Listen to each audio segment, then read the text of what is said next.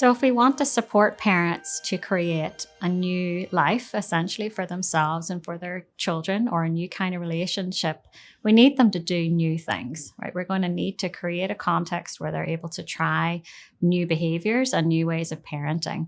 And that's really ultimately the goal of all of the ACT skills that you're going to learn about on this course. It's how do we help parents to be flexible and willing to try new stuff in the service of what matters to them. Kids are really, really good at this. So kids are excellent trial and error learners. They explore their world with gusto, and they're really good at this kind of behavior. And that makes sense that they're free to do that because they have parents kind of around them, especially when we think about little kids, right? Parents can kind of stop them from getting into trouble. But as kids grow and parents aren't able to control their environment so much, they start to acquire language and rules start to be really important. And kids, as they grow older, get more and more reliant on rules, and all adults engage in rule-governed behavior as well, as we've discussed. So as we've discussed, there's many advantages to living in a verbal world and following rules, right? They can keep us safe, that we can learn more quickly and so on. But we also still need this experiential way of learning. So this trial and error learning. As an easy example, we would not have things such as innovation or creativity or problem solving, anything basically where we need to be generating new responses in terms of trying to reach a desired outcome. All of that involves trial and error. So generally speaking, when parents come to us or come to work with us, they're really good rule followers. They don't actually need much help with that. But what's really difficult for them is this experiential way of learning, or willingness to try and see how things work and to notice when and more different parenting strategies might be useful. So we're really with ACT trying to support that. We're trying to help them get out from underneath verbal control, rule-governed behavior, and rigidity, and get into their experience where they can be more flexible, right? Broadening their attention, not just following the rule blindly, but actually paying attention to what matters, and then being able to shift and try new behaviors as needed. So with ACT and everything you're going to learn about in this course, what we're looking to do is to support parent curiosity and willingness to approach unknowns and uncertainty and try new stuff and see how it works, rather than just staying rigidly following their rules. So we're really looking at transforming how uncertainty influences their behavior, and to see uncertainty or not knowing as an opportunity to try something different, and as an opportunity to learn and grow and move in values-based directions. So for example, coming back to the parent earlier who was struggling with allowing her teen not to get up on time and possibly risk being late for school, instead of going into kind of knee-jerk reactions of like, oh, I'm going to have to do it for them, nagging, and then offering a ride to school, can we help that parent slow down, notice, and be curious about what they might be responding to in terms of worries about their kid being late and what that means? Maybe their history with their child, worries that their child needs more help. Can they slow down and wait? Like, can we help them pause, be willing to see what would happen if they didn't do what they normally do? What might happen if you don't nag your child? What might happen if you allow them, as painful as that might be late for school? Like, then what might happen? And how can we support them in a nurturing way that allows them to feel the discomfort of that and the scariness of that, and still be curious and try it out anyway? So then for us as clinicians, not only do we need to be aware of the rules we're personally following, or things that might be getting us stuck in our work with parents and making it hard for us to be sensitive to them, we also need to be thinking about, how are rules functioning in the way that I'm working with this parent? Am I giving them rules, or are they deriving rules about treatment or about the way that the work that we're doing that is actually keeping them stuck or keeping them from learning for themselves how to do this? Ultimately, our goal is obviously for the parents to be independent, to be flexible. And so we need them to be not just following the rules that we're giving them. And then finally, of course, there's always an interplay between trial and error and rule-governed behavior. They're not really ever truly distinct. They interact with each other. In fact, you derive rules and formulate rules based on how your observations of your experience. So that's important to bear in mind too. So there's obviously going to be some situations where rule following is helpful, and we want to be directive with parents, and we want to give them solutions, and we want to kind of tell them what to do. This might be particularly true, for example, in the beginning of treatment. But as we move through, we want to see parents being more and more independent and learning on their own. And so we want to look out for things like parents who are constantly pulling for solutions or want to know the rule, want to be told what to do at every step of the way, and really helping them or creating that nurturing environment where they're willing to be uncomfortable, or we can let them struggle a bit and learn on their own. So we need to be thinking about how do we move from a more directive problem-solving approach with the parent to actually allowing them or creating space for them to struggle a little bit and be uncomfortable in the service of them trying to figure it out for themselves, with the support or with that nurturing environment that allows them to do that, hopefully successfully.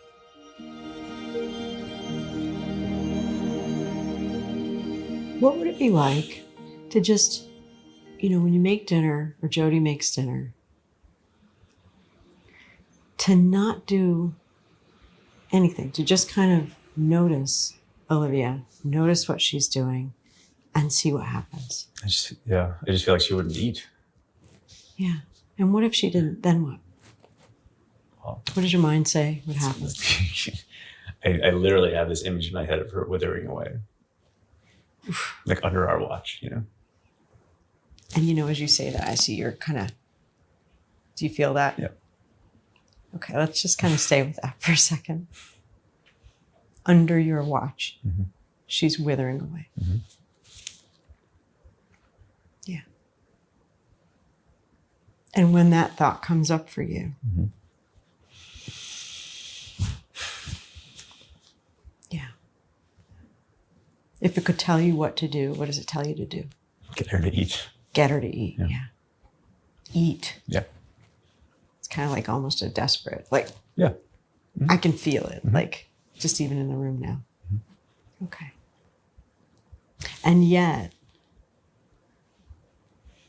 what you're telling me is in those moments that when you're trying to do that, it's not working. It hasn't.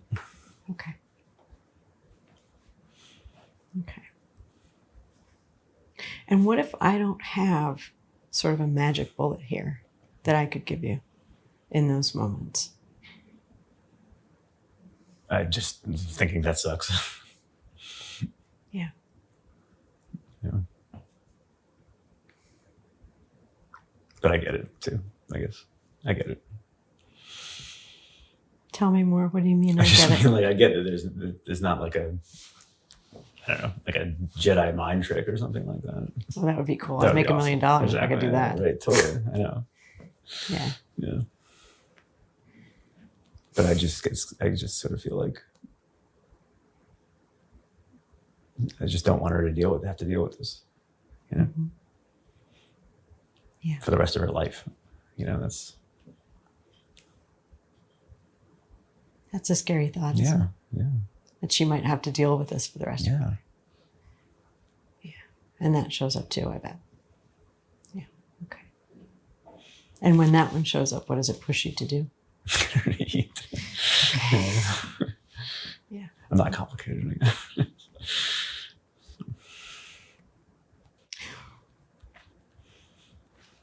What if I sent you home with an experiment? Sure. Well, wait till you hear what it is. What if instead of, so what I want you to do mm-hmm. is, if you're willing, mm-hmm. right? First of all, let me just say, I really appreciate, I know this is hard to talk about. I know mm-hmm. you don't really want to be here doing this. Mm-hmm. And I know I can't even imagine what this is like to have someone sit across from you and say, I got nothing. Right? Yeah. But what if actually you could discover the right thing to do in these moments? But what it would take is slowing down, letting whatever shows up for you show up, and not getting her to eat, not trying. Mm. So not doing anything. Well, not doing anything, but not trying to force her to eat. Yeah, I don't know. I feel like we've sort of tried that. I don't know. I don't know. Getting So her that to try thought to shows eat. up. I already tried that. Yeah. Yeah. Right.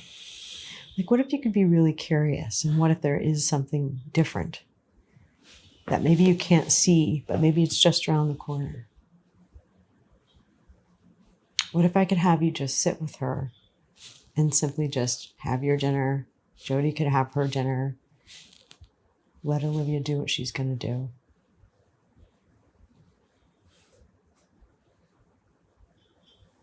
In some ways, it sounds easier than whatever we're doing now. You think? But it feels irresponsible. So that shows up. This is irresponsible. I'm an irresponsible parent if I do that. Okay. And so notice, and what I know does, you're not trying to get me to be irresponsible, but that's just what we'll what just feels. so notice so your mind is so there's us and then there's our mind. Sure. Yours is chatty, Mm-hmm. right? And it's doing its job, right?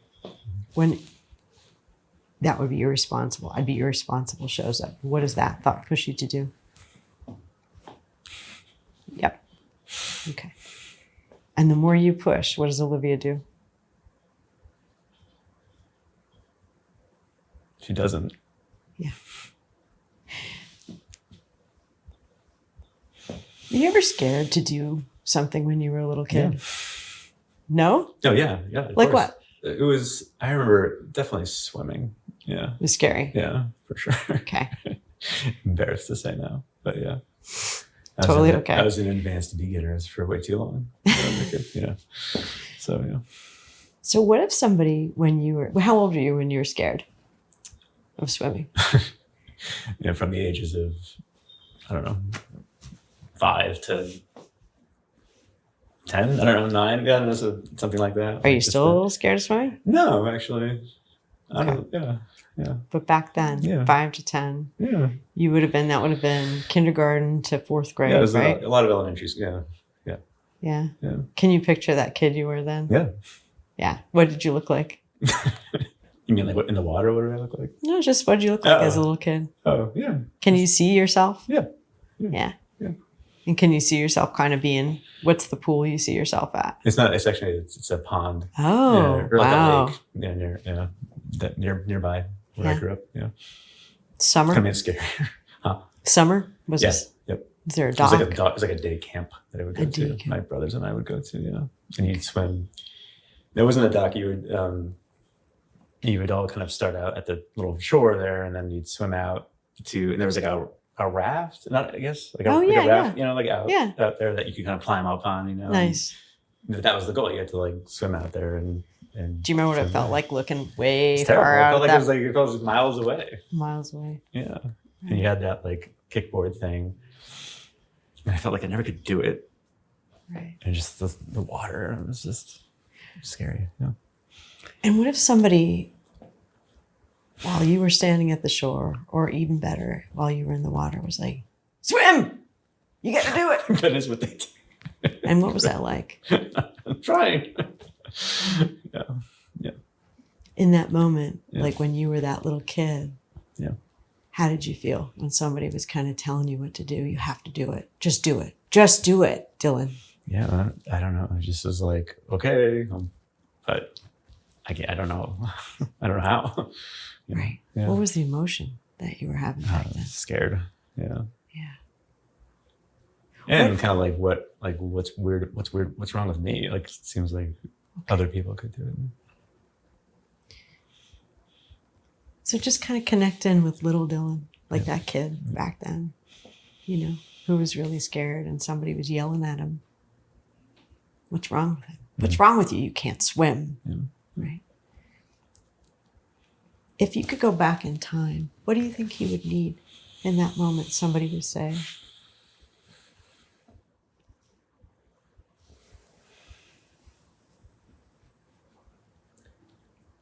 I don't know. like, there he is in the water. He's really scared. Yeah. And somebody's yelling at him. If you could change that voice,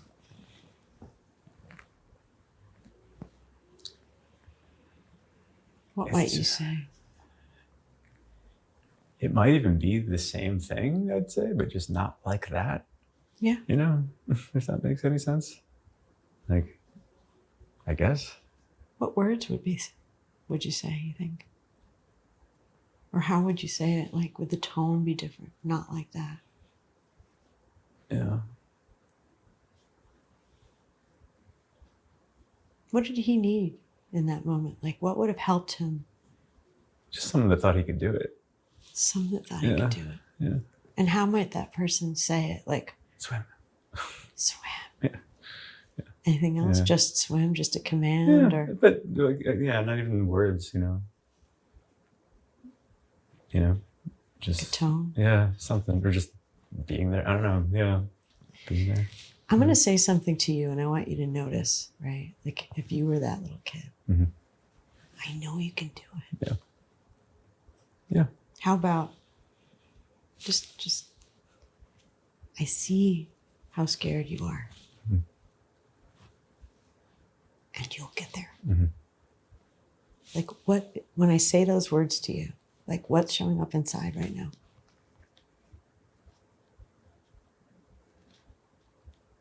I just don't know. Slow down. You're in your head, and I want to know what's here. I see how scared you are, and I know you could do it. You're going to be okay. Yeah.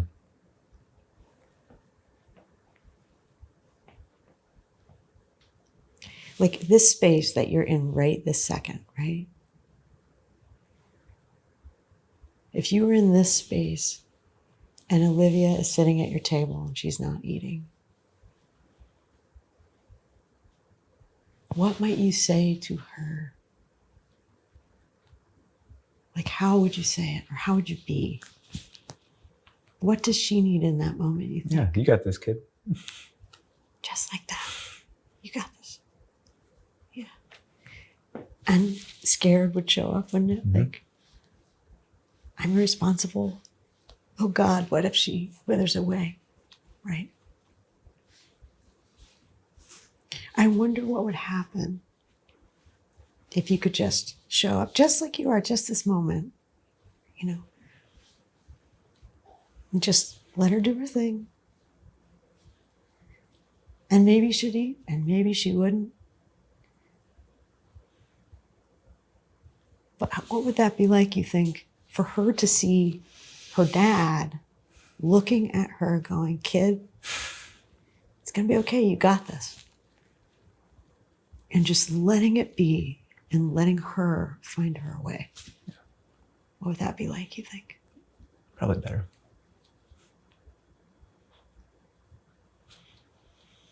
So, like, what if little Dylan, right, could help guide you with what she needs in that moment? Right?